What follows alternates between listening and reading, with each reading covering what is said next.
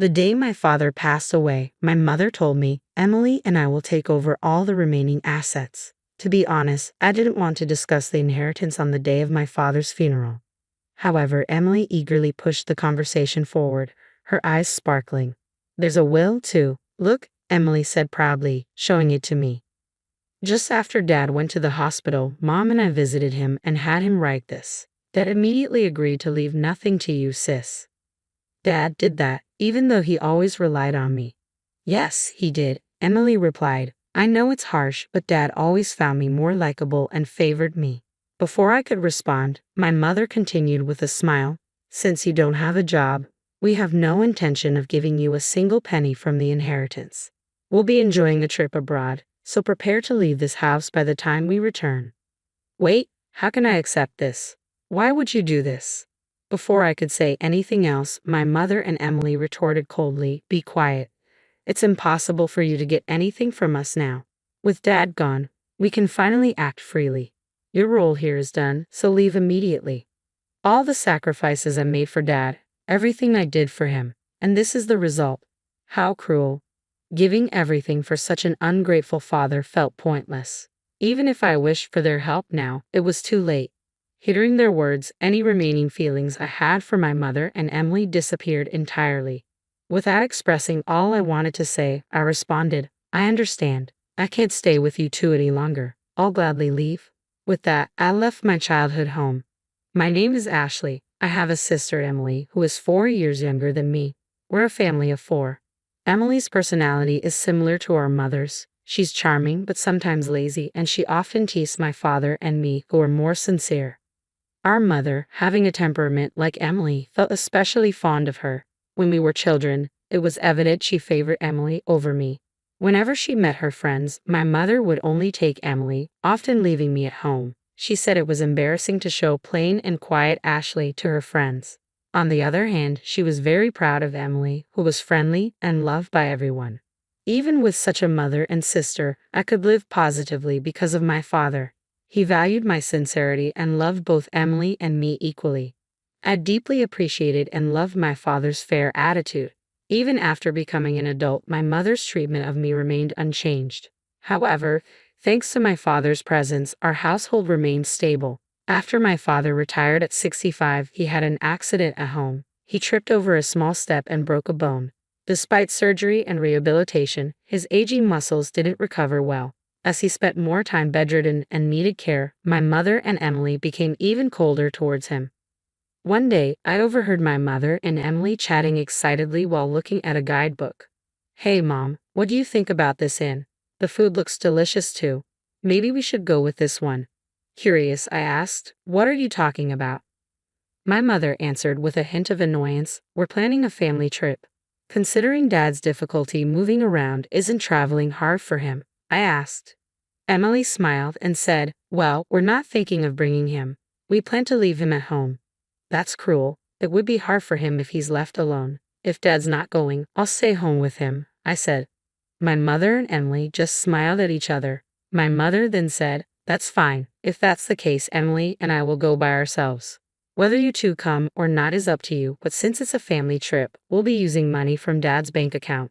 A quick glance at the guidebook revealed they had chosen a room for just 2 people. It was clear they never intended to bring either my father or me. After that, my mother and Emily frequently went out alone, staying at high-quality inns and dining at fancy restaurants, as if neither my father nor I existed.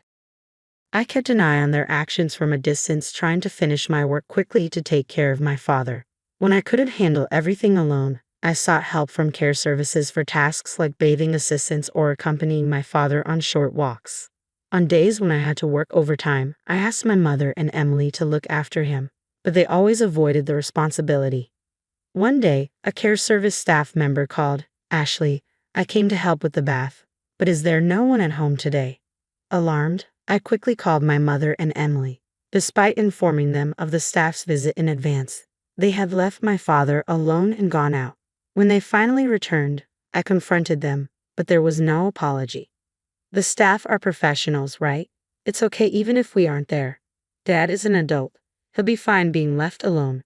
We don't want our time taken up caring for him like you do, they said, genuinely believing they were doing nothing wrong. I realized I couldn't rely on them and decided to take care of my father myself. Juggling work and caregiving was far from easy, especially since neither my mother nor Emily showed any concern or understanding. My father's condition worsened. He spent more time sitting than walking and ate much less. As the 9th year of caring for my father approached, I became concerned about how frail he looked. When I took him to the hospital, we received a shocking diagnosis. Your father has advanced cancer. I was devastated. I realized we might not have much time left, and I was determined to support him in his final days. I quit my job to care for my father full-time. When I told my mother and Emily about his condition, the reactions were unexpected. My mother simply commented, "Really? He never drank or smoked. It's unfortunate that such a sincere person ended up with cancer." Emily, with a stunned expression, said, "I can't believe you'd give up your job to take care of Dad. I'd never make that choice. I thought they would be concerned about him, but they showed no signs of it at all. I was honestly surprised by their indifference, as if it was someone else's business. They only visited him at the hospital briefly and never came for a proper visit. I supported my father daily during his chemotherapy treatments. Despite our best efforts, we couldn't stop the cancer's progression, and half a year later, he passed away. The days after the diagnosis went by in a blur. Upon hearing of his death, my mother and Emily started a private discussion and left me to arrange the funeral on my own. They disappeared somewhere, and I didn't even have time to mourn my father as I had to handle everything. As the funeral began, my mother appeared and delivered the chief mourner's speech despite having done nothing. She put on a face for the public. I was irritated by her behavior, but the funeral proceeded smoothly. Worn out, I headed home, only to be invited to the living room by my mother and Emily, who had already returned. They said they had something to discuss. Without any consideration for my exhaustion, my mother abruptly declared, "Regarding your father's inheritance, Emily and I will inherit this house and all other assets." I wasn't in the mood to discuss inheritance on the day my father passed away, but Emily chimed in, "We even have a proper will. Look," she said, proudly presenting a document. Right after Dad was admitted to the hospital, Mom and I visited him and had him sign this. It states that you won't inherit anything. Dad agreed to it immediately. "Dad did?" I asked, stunned. With a smirk, Emily said, "After all the help you provided, it's so cold, right? Maybe Dad in the end preferred me over his too serious elder daughter." "That's impossible," I began to respond, but my mother interrupted with a grin. "Clearly Emily is more adorable. Your father always stayed home and had no hobbies, so he surely saved a lot. Mom even quit her job because of the inheritance, and I took some time off work to enjoy it." Before I could say anything, they continued their conversation. My mother then told me, "You, who have no job, won't get a penny from the inheritance. We plan to enjoy a vacation abroad for a while, so you should leave this place by then." I hurriedly countered, "Wait a minute. Do you genuinely believe what you're doing is right?" Without waiting for me to finish, both my mother and Emily firmly responded, "Shut your mouth. It's a waste of time trying to take the inheritance from us. With your father gone, we'll do as we please. Your role here is done. Please leave this house promptly." To think that after all I sacrificed for Dad, this is what I get. There was no need to go to such lengths for such an ungrateful father. It's pointless to regret and think about it now. Hearing those words, any remaining bond I felt for my mother and Emily was completely severed. I couldn't forgive them for speaking that way about my beloved father. Holding back what I wanted to say, I calmly told them, "I understand your thoughts. From now on, I can't imagine living together with you two. I'll gladly leave." Despite their initial surprise at my acceptance, the two soon smiled smugly together. "Good to know. Once you leave this house, never rely on us again. Our relationship ends here. Whatever happens to you, we want no part in it. Don't even think of contacting us," my mother said. Receiving this intense sentiment, I packed only my essentials and left the house. A few days after the inheritance discussion, something unexpected happened. I received a call from my mother, who had claimed she would cut off contact with me. When I answered, she immediately confronted me in anger. "What have you done? Where has all the money from your father's account gone? Why are you suddenly calling? Didn't you say you wouldn't contact me?" I replied, "Silence. This is an emergency. Return your father's savings immediately." "What are you talking about? I left the passbook at the old house, didn't I? I have no way of accessing it after I left. The money in the account is definitely gone." Such a significant amount of savings couldn't have disappeared so suddenly, my mother accused. She suspected that I had squandered my father's money. Mom, haven't you ever checked the account balance before? Huh? I haven't bothered with such things, she replied. I see. If you had, you would have noticed that Dad's savings weren't that much to begin with. What do you mean? His savings were, oh, where did his retirement money go? We used it for our wedding ceremony and the new house, I explained. Wedding? New house? I have no idea what you're talking about. I had been in a romantic relationship with a man named Sean, who was in charge of the caregiving service for my father. Our relationship started through our mutual care for my father. I had told my father about Sean soon after we began dating, and Sean proposed. At that time, I was overwhelmed with caregiving and work responsibilities and couldn't make a decision. Upon learning the truth, my father said, "Care for yourself more than me. I want you to have a happy marriage," and he supported me. He even started helping with the wedding venue selection and looking for a new place to live. We had reserved a wedding date for the following year and signed a contract for a new apartment that my father liked. This all happened 6 months before we found out that he had terminal cancer.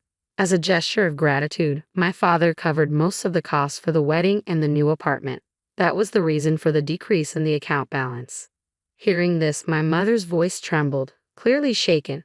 So there wasn't any inheritance for us to inherit in the first place. Primarily just the family home, but given its location, we shouldn't expect a high selling price. Emily, overhearing the conversation, snatched the phone from my mother in panic. Wait, so the financial assistance for your wedding is much more than the inheritance for Mom and me? That seems to be the case. Dad knew about my marriage and me leaving the house, so maybe he didn't see a problem in leaving the family home to both of you. He might have used a significant amount for me and intended the inheritance to compensate for that. Could it be that the reason you quit your job was because your marriage had been decided upon? That's right, Sean is also involved in investment activities and is financially stable. He wanted me to become a full-time housewife. Also, I thought if I resigned early, I could focus on taking care of our father. I can't believe it. Why did you keep the news about your marriage and the savings a secret from us? Taking a deep breath, I answered, I thought about telling you several times, but every time, neither of you showed any interest and avoided the topic. Why didn't you stop me from taking a break from work or Mom from quitting her part-time job? How are we supposed to live now? When I wanted to talk to you after the funeral, wasn't it you and Mom who shut me down, saying you can't expect anything from us? I thought family members should help each other out. When I was swamped with work and caregiving, you were out having fun, neglecting Dad. How can I think of someone who said such mean things as family? Don't just say whatever is convenient for you, I told them, shocked and lost for words. Emily was taken aback. Afterward, my mother pleaded with me, Ashley, the truth is, I've already paid for the trip. I also made various purchases expecting the inheritance. So now I have no savings left. So what about it? I've already quit my part-time job, right? If we don't get any inheritance money, we won't have any money for next month. So until I find a new job, I hope you can lend us some. When you kicked me out of the family home, didn't you say you'd never come to me again? That our relationship was over? That you wouldn't interfere with whatever happens to me in the future? About that, neither of you ever helped when Dad and I were going through tough times. Now, when you're in trouble, you want to rely on me. That's incredibly brazen, I said. Without waiting for my mother to finish, I ended the call and blocked their numbers. I was utterly disgusted by my mother and sister, who only claim to be family when they're in trouble. I decided to distance myself from these two. Later on, I heard from various people that although my mother and Emily had canceled their trip, they couldn't get a refund. They'd been barely scraping by, asking friends and relatives for money. They had to sell their house, but as I expected, they didn't get as much as they hoped. With the initial expenses for a new place and moving costs, they had hardly any money left. Emily returned to work, but because she asked her colleagues for money, her relationships at work became strained. She had planned to leave her job soon after finding a good partner, but because of the situation, that partner, as well as other men, distanced themselves. Her friends, too. My mother tried to find another part-time job, but her previous workplace had already hired someone else, so it was hard for her to return. Due to her age, her job opportunities were limited.